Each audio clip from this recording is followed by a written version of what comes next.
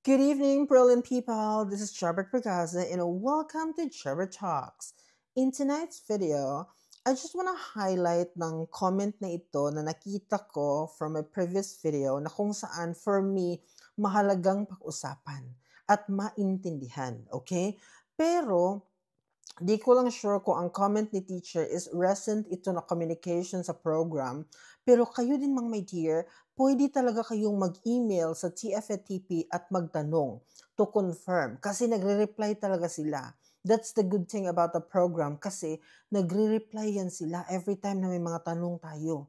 So you can also email them and then ask and confirm kung magbubukas ba sila ngayong January 2026.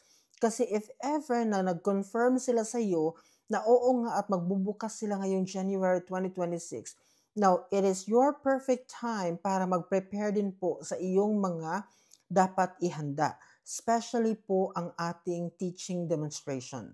Dapat bigyan niyo po ng enough time yung sarili ninyo para maihanda po ito. Okay? Kasi lagi ko pong sinasabi even before na nagkaroon na po ng medyo mabigat na competition ngayon sa teaching profession here in Taiwan. Given kasi na ang dami na pong nakaalam sa opportunity na ito and given na hindi lang ito para sa mga Filipino, so mas lumawak po ang competition sa panahong ito. Napakarami na pong applicant na gustong sumubok dito sa Taiwan.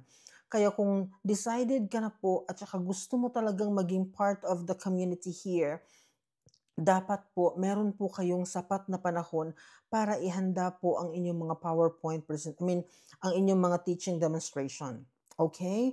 At saka yung ating mga documents po na kailangan, dapat nag-start na po kayong mag-gather niyan ngayon pa lang. Para po pagdating ng first week of January 2026, isa po kayo sa mga pinakaunang nakapag-submit. Because remember, ang atin pong policy here is rolling basis. Okay, kumbaga, kapag nakuha na nila ang number of teachers na kailangan for this particular year, isasarado po nila ang portal at hindi na po kayo makakapag-apply.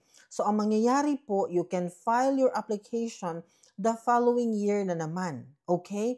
So, if you are planning talaga na makapasok kayo ngayong 2026 na school year, 2027, yung school year na yan, kung may plano kayong maging part na ng Taiwan at that certain time, kailangan po inihanda nyo na po ang inyong mga dokumento sa ngayon pa lang. Okay? Para hindi na po kayo mahirapan. Now, ang ihuli nyo po, para maintindihan ha, kasi meron pong expiration ang mga documents. Baka magpaulit-ulit kayo, magbayad kayo ng malaki, no? Magastusan pa kayo. So, ang mangyayari nito, yung CAV na yan, yung credentials mo sa university, kasi matagal po yung mag-expire, kumuha ka na po, magpa-CAV ka na, and then ipa-apostle mo na siya at ipa-authenticate sa TECO. Okay? Then, ang iyong PRC license, kung kaka-renew mo pa lang, kasi 3 years naman yung validity niyan, okay yan, no? Ipa-apostle mo rin yan at saka ipa-TECO mo. Okay? Pero yung isang document na madali lang mag-expire, yung ating NBI or criminal record, kasi 6 months lang yung validity dito sa Taiwan. Although 1 year in the Philippines. Pero dito kasi ang masusunod. Kaya ihuli mo muna siya, okay? Unahin mo yung dalawang nabanggit ko para ma-prepare mo na siya, okay? Pag nag-gather mo na yun, ang next mo namang pagtuunan ng pansin is how are you going to make your teaching demonstration na talagang makahook sa attention ng TFATP. Kasi grabe ang competition ngayon mga my dear. Nakita ko yung mga previous na mga PowerPoint presentation, yung mga editing, ano yung mga ginawa nila para maging maganda yung presentation nila. Ganun na yung standard ngayon. Unlike sa akin na, I don't know ha sa iba, pero yung sa akin kasing time, wala. Nagsulat lang ako sa whiteboard. Yun lang. Wala talagang editing yung nangyayari sa akin. Napakasimple lang po kasi hindi naman ako magaling sa mga ganyang bagay. Basta nag-discuss lang ako. Sa time ko, okay pa yon. Pero sa panahon ninyo ngayon ay hindi ko na yan ina-advise sa inyo. Dapat talaga pabunggahan na ngayon mga my dear. Talagang pinaghandaan mo. Bigyan mo ng enough time yung sarili mo na ma-prepare talaga yung demonstration. Okay? Kasi mahalagang bagay po ito. And and again, lagi kong pinapaalala sa inyo, okay? Na the moment mag-talk tayo, for example, ito po ay teaching demonstration, dapat neutral po ang ating sound. Very close to native sound. Para mag-qualify talaga. Para makuha talaga kayo. Tapos galingan ang communication. Okay? Ipakita doon sa iyong demonstration na meron ka talagang kakayanan. Tapos pagdating naman doon sa interview, galingan mo din, no? Para makuha mo ang interview, ito lang din dapat mong gawin. Kung ano yung nakasulat sa SOP mo, dapat kabisado mo yung lahat. Okay? Hindi mo dapat i-memorize, but dapat familiarize mo ang iyong SOP.